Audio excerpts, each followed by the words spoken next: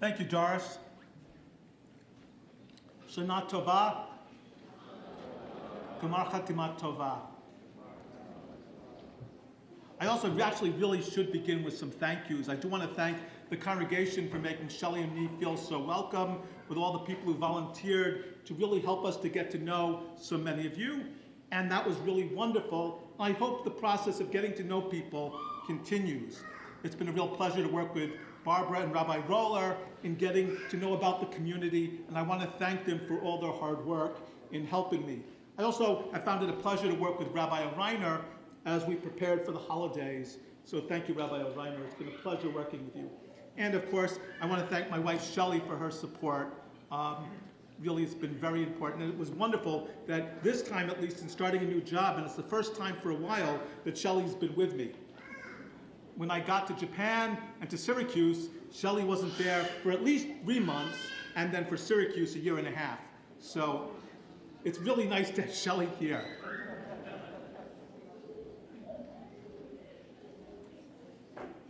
A few weeks ago, as I was just beginning to think about what I might speak about tonight, I had a call for an appointment from a young man from the community. He was from the Hispanic community. He had grown up in California. His family had been in California for generations.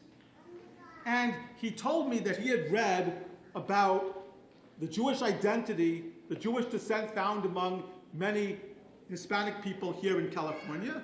And he noted that his family had many of the customs that indicated that they might well be secret Jews or descended from secret Jews. And then he told me that the reason he had come to see me was because he had been watching the jazz singer with his girlfriend, and the jazz singer, with the pivotal moment of Kol Nidre at the end of the movie, moved him so much that he said it was now time to understand what it means to be Jewish and to take his hidden identity and make it something real. And I was thinking about that for tonight because it was so apropos about what Kol Nidre is about and what Yom Kippur is about. It's about tshuva, returning. His journey took 500 years, but it still was a journey of return, and we welcome him. And yet, there also is another interesting connection between Kol Nidre and hidden Jews. When I was growing up, rabbis used to say, in the 1400s and 1500s, as Jews were forcibly converted in Spain, Kol Nidre prayer was created to allow them to return to the community, to allow them to disavow the oaths they made to become Christian, and to again feel part of their ancestral heritage. Now, there is a little bit of a problem with that teaching from those rabbis. First of all, we know in 1270 that a Christian apostate from Judaism used the Kol Nidre prayer as evidence that Jews couldn't be trusted. That makes it problematic to say that it existed or was written in 1492 or around then. Also, in rabbinic sources in the 9th century, the rabbis in Sora and Pumbedita in Babylonia, they too looked at the Kol Nidre prayer and they hated it. And they said, we need to get this out of the service. It was mostly done in Europe, and they said it has no place in our liturgy. So much so that Rabbeinu Tam in the early 1200s actually changed the Kol Nidre prayer. It used to be that the Kol Nidre prayer annulled past vows, and it was rewritten to annul future vows.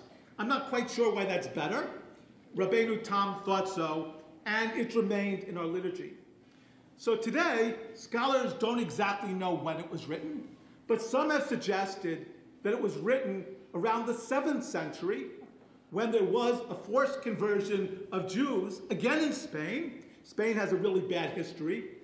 When the Visigoths forcibly converted the very ancient Jewish community to Christianity, and for a few years they were forced to remain so, and then slowly at the end, they reclaimed their hidden heritage and returned as Jews.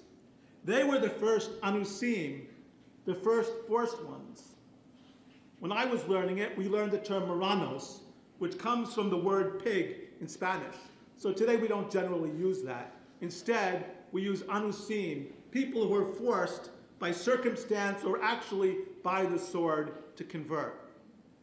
And indeed, that's exactly what happened in 1390 up to 1492, as riots throughout Spain forcibly converted or encouraged people, 100,000 Jews, to convert to Christianity. And many of them retained their heritage in secret.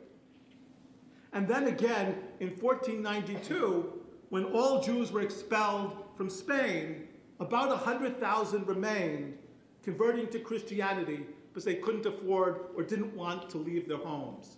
And many of those, or at least some of them, continued to maintain their ancestral heritage.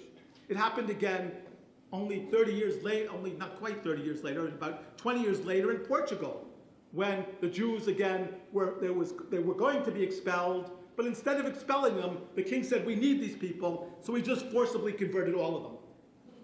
So forcible conversions, Jews who were forced to become Christian, but some remaining Jewish secretly, was a history in Spain and something that's come down to us even to this day, as their descendants reclaim their heritage.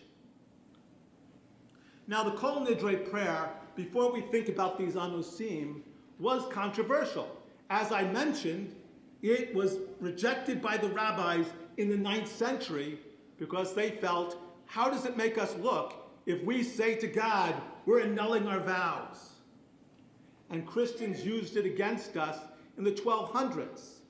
And Jews have been arguing about this prayer ever since. Does it belong? What does it mean? Why is it here?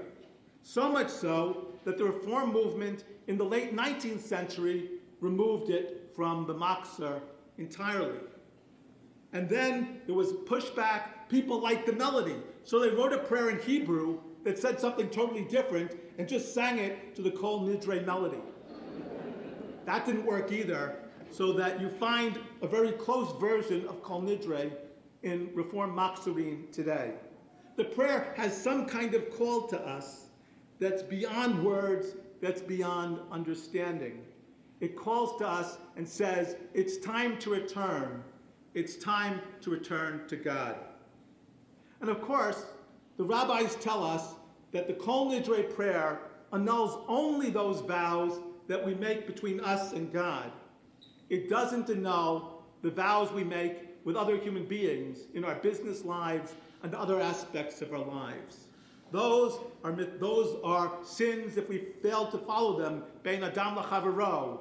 Those are the ones that we need to repair before God will forgive us. But nonetheless, the Kol Nidre is problematic, and yet its call is something that is in our hearts. Now, I was thinking about this young man and his journey, and we don't know a lot about the steps that happened after 1492, after the forced conversions, when hundreds of thousands of Jews in Spain and Portugal were forced to become Christian. But we do have some hints. We know that people were practicing Judaism secretly. We have Inquisition records that talk about their persecution, and we have their confessions talking about practices that they actually did. And some of the most fascinating actually come from people from the 1540s, 1550s, and 1560s, so 100 years after the forcible conversion in Mexico, where whole families were persecuted for secret Judaism. We have one young man, Luis de Carvajal, who was so intent on creating a Jewish community in Mexico City, even though it was outlawed, and even though his father was a conquistador and a governor, that he met with secret Jews, talked to them, and tried to convince them to return to the law of Moses. He even talked about the fact that one Passover, as he went to a secret Seder, he hid matzah under his hat. I wonder how crummy that ended up. But we also have his sister, Leonora de Carvajal, who in her Inquisition transcript We find beautiful poems that she wrote and that people sang in the crypto-Jewish community in Mexico in the 1570s, songs that they sang for Shabbat, songs that they sang for Yom Kippur, songs that they sang for a fast that was very important to them, the fast of Esther. Because for them, they fasted for Purim, they didn't celebrate, because they couldn't celebrate, because they were not yet free. So we have this evidence from the 15th and 16th centuries. We know there were secret Jews, but now, surprisingly, people have come forward in the last 20, 30, 40 years revealing that heritage. People who've kept the heritage and knew they were Jewish secretly for 500 years. People in Mexico, people in New Mexico, people in Colorado, in California, in Portugal, in the Canary Islands, in Indonesia, even in the Philippines, anywhere there were Spanish Jews, anywhere there were Portuguese Jews, people have come forward. And they talk about traditions of the family having an allergy to pork. They talk about a tradition of lighting candles in secret in a hidden room on Shabbat. They had an interesting custom that was almost universal among crypto-Jewish communities, where when they swept, they always swept into the center of the house, not out the door, because they felt, first of all, it was disrespectful to the mezuzah that they wished they could have on their door, that if they swept the dirt past it, but also it was done usually on Friday, and they didn't want their neighbors to know they were cleaning their house on Friday. There's a wonderful story about how one family avoided for their baby being christened. This story was told to an anthropologist in New Mexico. He was told that the family living in Rancho de Taos had to go to Santa Fe to baptize their child in the cathedral in Santa Fe. That was where the priests were. So they got their wagon together, and it's about a day journey, and the baby was sitting in the back of the cart. The ride was very bumpy, and the cart bumped so much that the baby fell out and landed safely on a pile of hay. The parents didn't notice. I guess this was the first version of Home Alone. And drove on to Santa Fe. When they got to Santa Fe, they realized the baby wasn't there, but the priest said, "We'll write it down anyway, because I'm not going to be here again for another year." So the baby's baptismal record was there, but the baby, in this tradition, in this story, was never baptized. And thus, the family returned. They came to where the baby had fallen out. He was sitting there happy as a clam. And they went on back to Rancho de Taos. It's a wonderful story, but it shows their feeling towards baptism and their desire not to be baptized. When you go to New Mexico, you can find santos, that is the statues they make, and you find interesting santos in New Mexico. You find Moses santos, which are found nowhere else in the Christian world. You find santos to Saint Esther, found nowhere else in the Christian world, and other saints as well. These santos and retablos, which are the painted versions, are a reminder and a connection of the heritage that the people had in their houses. So when people visited, it looked like they had the saints up there, but they were a different set of saints. But unless you looked carefully, you didn't notice. And today these people are returning to Judaism, reclaiming their heritage, which is so wonderful because after 500 years, they're able to come home. They have valued that, they've kept it a secret identity in their hearts, and now they're reclaiming their Judaism. When Shelley and I visited Indonesia, and we've done so many times working with a community across the archipelago, we too have met people who are descended from these same Spanish-Portuguese crypto-Jews in Ambon. And like the crypto-Jews in New Mexico, they kept their heritage secret and now are coming forth. They remembered their aversion to pork, fasting on Yom Kippur, which they still did, and many other Jewish rituals. And now they're joyously reclaiming the heritage. So that when we visit into all these communities across Indonesia, we find a community that's excited about being Jewish. we find a community that loves learning about Judaism. We find a community that's reclaiming that which was taken from them by force and reliving it in their lives. So I'll give you an example. When we first went, we had an afternoon, and Shelley and my colleague, Rabbi Shoshana, were going to teach the kids Hebrew, or begin teaching them Hebrew.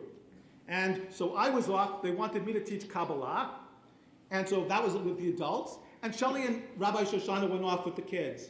But then they discovered the kids already knew Hebrew.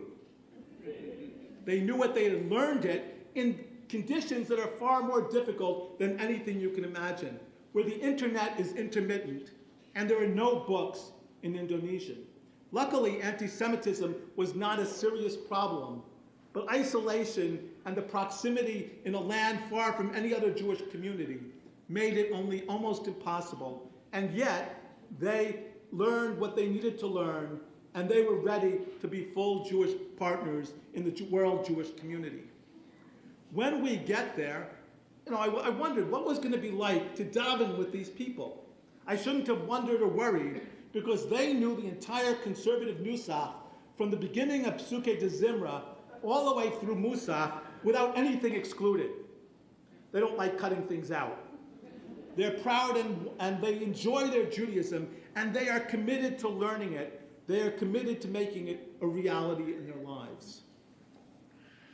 Now, I was thinking about crypto-Judaism. I was thinking about us.